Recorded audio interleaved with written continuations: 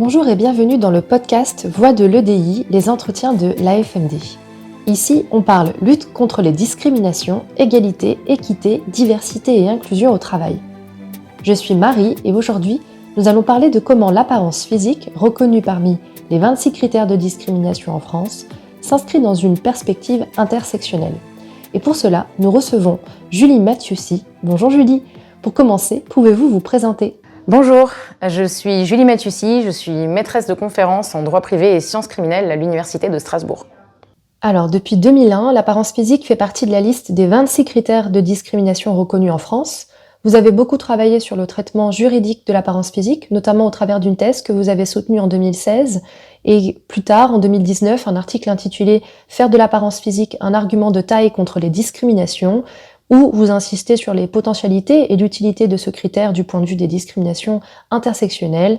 Est-ce que vous voulez bien commencer par nous définir ce que l'on entend par intersectionnalité ? L'intersectionnalité, c'est à la fois une critique et un complément à l'approche catégorielle classique du droit de la non-discrimination. C'est une notion qui est issue des travaux de Kimberlé Crenshaw, une autrice américaine, en 1989, et qui a depuis été repris par de nombreux chercheurs et chercheuses dans le monde pour désigner des formes de discrimination bien spécifiques, puisque ce sont des traitements défavorables de certaines catégories de personnes en raison d'un stéréotype, un cliché qui pèse de façon particulière sur des personnes parce qu'elles appartiennent à plusieurs catégories classiques. Et oui, et donc depuis 2023, nous savons que l'Union européenne reconnaît la notion de discrimination intersectionnelle. Est-ce que vous avez un exemple qui vient illustrer ce concept ? L'exemple à partir duquel les réflexions sur l'intersectionnalité sont nées, c'est l'exemple des femmes noires. Attention, il ne faut pas confondre les discriminations intersectionnelles avec les discriminations multiples, qui sont en fait une addition de critères discriminatoires dans une situation particulière. La discrimination intersectionnelle, c'est vraiment quand le croisement des critères fait qu'ils ne se contentent pas de s'additionner, ils se croisent et leur intersection produit un stéréotype propre, bien spécifique. C'est le cas des femmes noires, par exemple, qui vont subir un certain nombre de traitements défavorables spécifiques en lien avec ce stéréotype qui pèse sur elles. Et en quoi l'approche intersectionnelle permet-elle de renouveler l'usage des critères de discrimination ? Eh bien, justement, l'approche intersectionnelle, elle permet de sortir, de compléter cette approche critériée. Elle permet de mobiliser d'une façon nouvelle les critères en permettant d'accéder à la notion de stéréotype, qui est une notion complexe. Dans une approche par catégorie, on va se heurter à une difficulté de preuve, la difficulté de prouver quel est le critère dans l'intention de l'auteur de la discrimination qui justifie le traitement défavorable. L'approche intersectionnelle, elle permet de dépasser cela. Je reprends l'exemple de la femme noire. Dans ce cas, il est possible que par des jeux de comparaison, les discriminations ne soient pas révélées. Avec l'approche intersectionnelle, on va rendre visible l'invisible en ciblant le stéréotype qui vise ces femmes particulièrement. Justement, à ce propos, est-ce que vous avez un exemple qui viendrait illustrer ce changement d'approche ? Alors, je peux déjà poursuivre sur cet exemple-là parce qu'il a le mérite d'être un exemple concret qui a été connu par la jurisprudence française il n'y a pas si longtemps. Imaginons une femme noire qui n'aurait jamais reçu de promotion dans l'entreprise. La comparaison avec le traitement des autres salariés peut révéler que d'autres femmes ont reçu des promotions. C'est donc pas en tant que femme qu'elle a été discriminée. Cette même comparaison peut révéler que des hommes noirs ont reçu des promotions. Des personnes noires ont reçu des promotions. Donc, c'est pas en tant que personne racisée qu'elle a été discriminée. La discrimination n'est pas rendue visible. Dans une approche intersectionnelle, on va prendre en compte sa situation particulière de femme noire sur laquelle pèse un stéréotype particulier qui va permettre de rendre visible peut-être la discrimination dont elle fait l'objet en tant que, pas femme, pas personne racisée, mais en tant que femme noire. La Cour d'appel de Paris, le 10 septembre 2025, opposait une salariée noire à une banque française et a reconnu une discrimination intersectionnelle dans une situation tout à fait similaire à celle que je viens de décrire. La Cour se contente d'évoquer le terme intersectionnel dans ses développements. À la fin, elle parle de discrimination à raison de l'origine et du sexe, mais elle n'en conclut pas moins à la condamnation et octroie à la salariée 15 000 € de dommages et intérêts en réparation de son préjudice de carrière et 5 000 € en raison de son préjudice moral. On peut faire le pari que cette notion, elle sera mobilisée de façon de plus en plus explicite en droit français. En effet, en droit européen, elle est déjà extrêmement présente. On la retrouve sous la plume des juges de la Cour européenne des droits de l'homme, mais aussi dans une directive européenne du 10 mai 2023 sur l'égalité de rémunération entre les hommes et les femmes. Cette directive, d'ailleurs, élargit les illustrations d'intersectionnalité puisqu'elle dit « Les femmes handicapées, les femmes de race ou d'origine ethnique différente, y compris les femmes roms et les femmes jeunes ou âgées, font partie de ces groupes susceptibles d'être confrontés à une discrimination intersectionnelle. » On voit la diversité des exemples qui existent derrière cette notion d'intersection et de discrimination intersectionnelle. L'année dernière, la FMD a travaillé sur un ouvrage qui met en avant l'approche intersectionnelle comme un levier au service des politiques d'égalité. En quoi est-ce qu'il est pertinent de mobiliser l'approche intersectionnelle lorsqu'il est question notamment du critère de l'apparence physique ? Alors je dirais plutôt que c'est le critère d'apparence physique qu'il est intéressant de mobiliser dans une approche intersectionnelle. Le critère d'apparence physique, c'est un critère qui fait partie des plus mentionnés par la population dans les enquêtes de ressenti sur la discrimination. Selon le 17e baromètre des discriminations dans l'emploi, qui date de 2024, 32% de la population active considère que les discriminations sur l'apparence physique sont les plus répandues en France. Ça n'est que le 4e sur les 10 critères proposés, certes, mais les 3 premiers critères pourraient bien venir gonfler ce chiffre puisqu'il s'agit de l'état de santé ou du handicap à 38%, qui n'est pas sans lien avec l'apparence, de la nationalité, l'origine ou la couleur de peau à 36%, et enfin de l'identité de genre à 34%, donc 3 critères qui ne sont pas sans lien avec les questions d'apparence. Et à cela, on peut ajouter d'autres critères qui, eux non plus, ne sont pas sans lien avec les questions d'apparence, la religion, l'état de grossesse ou encore le fait d'être perçu comme senior. Alors pourtant, ce critère, c'est un critère qui est sous-utilisé, sous-mobilisé aujourd'hui, et il y a plusieurs raisons à cela. D'abord, le fait que ce soit un critère qui soit perçu comme moins grave, un peu superficiel, génère pas mal d'autocensure, mais aussi, c'est un critère qui ne dit rien quant à l'élément discriminant. L'apparence physique, il est susceptible de recouvrir, on vient de le voir, un très très grand nombre d'autres critères. Le sexe, la couleur de la peau, l'état de santé, le handicap, l'identité de genre, la religion, mais aussi l'origine, les opinions politiques dans une certaine mesure. Puis ça intègre des éléments qui ne sont pas recouverts par d'autres critères. Le maquillage, la coiffure, la texture ou la couleur des cheveux. Donc c'est extrêmement vaste et finalement, ce caractère vaste, ça peut être perçu comme un défaut, une difficulté pour l'appréhender. Ça, c'est vrai dans une approche critériée. Mais dans une approche intersectionnelle, le critère d'apparence physique, il prend tout son sens et il révèle tout son potentiel. En effet, il permet justement d'assumer l'idée que l'apparence, c'est le siège de nombreux stéréotypes complexes, dont parfois l'auteur même de la discrimination n'a pas véritablement, totalement conscience. Ça permet donc de prendre en considération en fait ces intersections de critères visibles. C'est un critère qui va donc faciliter la sanction de ces discriminations intersectionnelles, sans délaisser pour autant l'approche critériée, puisque l'apparence physique, bien, c'est un critère de la liste. Et est-ce que vous avez un exemple qui vient illustrer son utilité, s'agissant de ce critère-là, donc en particulier ? Alors j'ai même plusieurs exemples. Si je remonte un petit peu dans la jurisprudence française, alors même qu'on ne mobilisait pas explicitement l'intersectionnalité, on trouve quand même quelques exemples intéressants.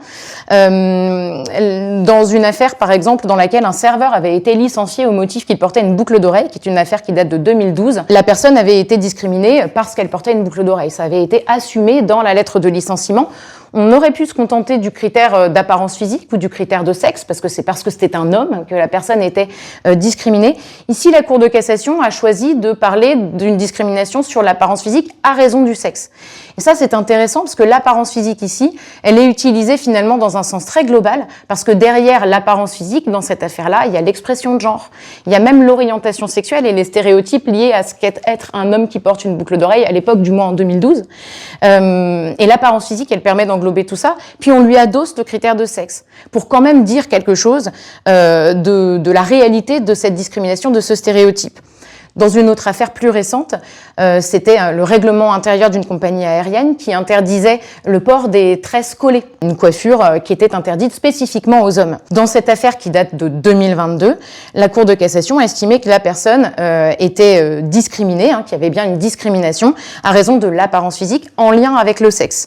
Et là encore, on retrouve une notion d'apparence physique qui permet d'assurer une sanction. Alors on note quand même un danger, en particulier dans cette affaire-là, puisque dans cette affaire au tout début, notamment quand la HALD, qui était auparavant l'organisme français en charge de lutter contre les discriminations, dont les prérogatives ont été reprises par le défenseur des droits, lorsque la HALD avait connu cette affaire dans les années 2000, il était clairement question de discrimination raciale, puisque la personne était un homme noir. Et cette dimension raciale, elle a complètement disparu. À la fin du contentieux, il est question d'apparence physique et de sexe. Je crois que si on veut mobiliser utilement l'apparence physique dans une approche intersectionnelle, il faut impérativement l'adosser aux autres critères en cause pour que l'on puisse dépeindre la réalité du stéréotype à l'œuvre derrière, pour ne pas invisibiliser la réalité du racisme en l'occurrence, car si l'apparence physique est un outil qui va permettre de faire un filet de sécurité et permettre la sanction, il ne faut surtout pas qu'il invisibilise la réalité du stéréotype à l'œuvre derrière, qui souligne la gravité ici de cette discrimination. J'en termine avec un dernier exemple encore plus récent qui se trouve dans une délibération de la défenseure des droits du 23 janvier 2023. Un élève de 4 ans avait été exclu de son établissement scolaire parce que ses parents refusaient de le coiffer autrement qu'avec une coupe afro. Donc on retrouve cette idée avec un enfant noir et une chevelure texturée. Et ici, la défenseure des droits a conclu que il y avait discrimination à raison de l'apparence physique rapportée au sexe et à l'origine ethnique de l'enfant. Dans cette décision, la défenseure des droits exprime très clairement, explicitement, que l'apparence physique est un critère qui a une dimension intersectionnelle. Et ce qui est intéressant, c'est qu'ici, il vient vraiment jouer son rôle de critère englobant, qui englobe finalement toute la problématique du stéréotype lié à cet enfant, tout en y adossant des éléments qui permettent de saisir quel était le stéréotype à l'œuvre, et donc d'envoyer un message aux professionnels derrière pour dire cette perception sociale-là, elle existe et on ne peut pas la considérer lorsqu'on prend des décisions. Très bien. Une autre question. L'idée selon laquelle on ne juge pas sur l'apparence, mais bien sur les compétences, au travail notamment, pour vous, est-ce que c'est une illusion ? Non, cette idée n'est pas une illusion. Elle est un horizon. C'est un horizon que tous les managers, tous les employeurs, mais aussi tous les salariés et toutes les personnes en lien avec le monde du travail devraient avoir à l'esprit. Parce qu'aujourd'hui, on ne juge pas sur les apparences. C'est une affirmation qui sonne presque comme un principe moral un peu poussiéreux qui serait acquis. Et puis c'est évident, donc en fait on n'a plus à le défendre. Mais est-ce vraiment le cas ? Dans une société où aujourd'hui l'image qu'on renvoie est essentielle, où tout le monde a oublié qu'en 2006, le CV anonyme a été rendu obligatoire dans les entreprises, mais face à l'essor de l'image et à son importance, les décrets d'application n'ont jamais été pris et cette loi a été abrogée avant même d'avoir été appliquée en 2015. Donc dans cette société-là, où l'image a tant d'importance, n'est-il pas temps de repolitiser cette affirmation-là, de dire que effectivement, dans le milieu de l'emploi et de l'entreprise, ce sont les compétences qui doivent être centrales et que l'apparence ne dit rien sur les compétences. Ça nécessite de le redire politiquement, d'avoir un certain courage, puisque ça nécessite d'avoir le courage de faire l'examen de ses propres biais, des biais inconscients collectifs qui sont encore extrêmement présents à partir de l'apparence physique. Et je crois que les jugements sur la base des apparences, sans même que les auteurs de discrimination s'en rendent compte, sont encore extrêmement présents. Pour reprendre une conversation informelle que j'ai eu l'occasion d'avoir, des phrases telles que « lui, de toute façon, j'ai jamais aimé sa tronche », voilà, d'un employeur au sujet d'un de ses salariés. Je crois que dans la vie courante, c'est encore tristement fréquent. Et le combat contre les discriminations sur l'apparence physique, c'est un combat qui est un combat politique. Et effectivement, on ne peut pas juger sur les apparences, il faut se concentrer sur ce qui compte, les compétences. Y a-t-il aussi une dimension intersectionnelle autour des concepts dont on entend souvent parler, à savoir la notion de grossophobie ou alors de beauty privilège ? Alors, il est vrai que le critère d'apparence physique, c'est un critère qui couvre à la fois des critères comme ceux-là, comme celui du poids, celui de la taille, celui du cheveu, celui de la beauté, celui de la laideur, qui ne sont pas mentionnés dans la liste, et pour cause. Il n'y a pas de catégorie derrière ces critères-là. Alors on pourrait le dire, on pourrait dire il y a les personnes grosses, il y a les personnes minces, mais derrière les personnes belles, les personnes laides, il y a quelque chose d'extrêmement subjectif et des catégories dans lesquelles on peut difficilement faire rentrer les personnes de l'extérieur. En ce sens, pour moi, le critère d'apparence physique, il a déjà un intérêt, c'est de pouvoir intégrer toutes ces situations-là. Il y a des personnes, des associations, des revendications, disons, visant à intégrer de nouveaux critères aux côtés de l'apparence physique. Il y a eu une proposition de loi pour insérer les termes notamment capillaires en 2024 pour mettre en avant la discrimination sur la nature du cheveu. La discrimination sur le poids, c'est une discrimination qu'on connaît pas en France parce que c'est couvert par l'apparence physique, mais qui existe dans d'autres systèmes juridiques. Et donc de faire émerger la catégorie en tant qu'explicite. Moi, je suis jamais défavorable à l'idée d'exprimer une valeur sociale forte lorsqu'il y a un groupe discriminé dont il faut mettre en avant les droits. Donc je vais pas dire c'est inutile, il faut surtout pas faire ça. Au contraire, pourquoi pas.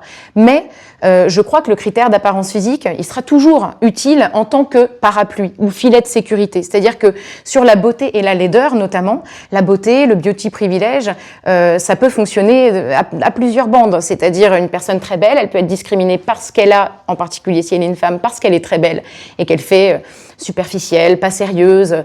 Elle peut aussi être privilégiée, bien sûr, pour cette beauté. Et puis, c'est quoi la beauté ? L'apparence physique, eh bien, il vient simplement rappeler qu'on ne juge pas sur les apparences. Et en ce sens, il a ce côté englobant qui dépasse la question de l'intersectionnalité. Il y a la question de l'intersectionnalité, bien sûr, derrière les intersections, mais même si on prend la simple dichotomie beauté-laideur, on voit bien qu'on va réussir ici à appréhender tout un tas de comportements et de clichés sans avoir à défendre l'idée qu'il y aurait une catégorie qui serait la catégorie des personnes belles qui seraient privilégiées. Attention, bien évidemment, être considéré socialement comme beau dans la société, c'est globalement un privilège.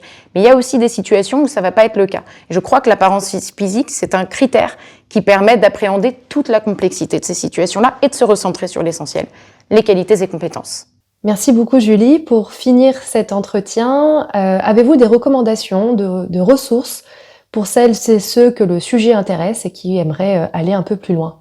Une source qui est une aide considérable pour saisir les pleins potentiels de ce critère, c'est les délibérations, les décisions du défenseur des droits. Le défenseur des droits, dans une décision cadre de 2019, qui est accessible en ligne très facilement, il offre un véritable guide de ce qu'est l'apparence physique, de son potentiel, avec des situations extrêmement concrètes dans lesquelles il peut être mobilisé. Sur la question de l'apparence physique, il y a un numéro spécial que j'ai eu l'honneur de coordonner dans les cahiers de la lutte contre les discriminations, qui est paru en octobre 2025, dans lequel plusieurs auteurs et autrices écrivent sur ce sujet, sur lequel il y a finalement très peu de ressources, comme on l'a dit. Donc c'est une ressource à la fois actuelle et qui pourra intéresser les personnes qui regardent cette vidéo.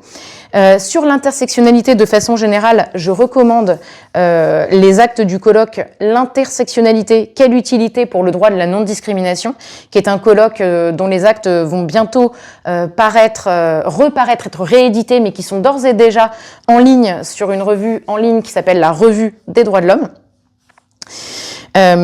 Et puis, vous pouvez poursuivre l'actualité des discriminations intersectionnelles dont on parle de plus en plus dans le droit. Il est possible de s'abonner à la revue en ligne et gratuite Intersection sur le genre et le droit. Sur le féminisme intersectionnel et le féminisme noir en particulier, des autrices comme Kimberlé Crenshaw ou Bell Hooks qui sont traduites en français sont évidemment des incontournables. Sur ces personnalités, vous pourrez aussi trouver des podcasts, des interviews. Au titre des podcasts, je mentionne le podcast Faire genre et son épisode L'intersectionnalité, toutes les dimensions de la domination. Et ici, ça n'est qu'une micro-sélection très juridique parce que c'est mon champ de spécialité, mais il y a évidemment une immense bibliographie scientifique sur cette notion qui n'a rien d'un épiphénomène ou d'une lubie woke. Il s'agit d'un outil technique puissant au service de l'égalité. Merci Julie pour votre partage d'expertise. C'était un plaisir de vous avoir avec nous. Et vous qui nous écoutez, si vous avez aimé ce podcast, n'hésitez pas à vous abonner pour ne pas rater les prochains épisodes. À très bientôt.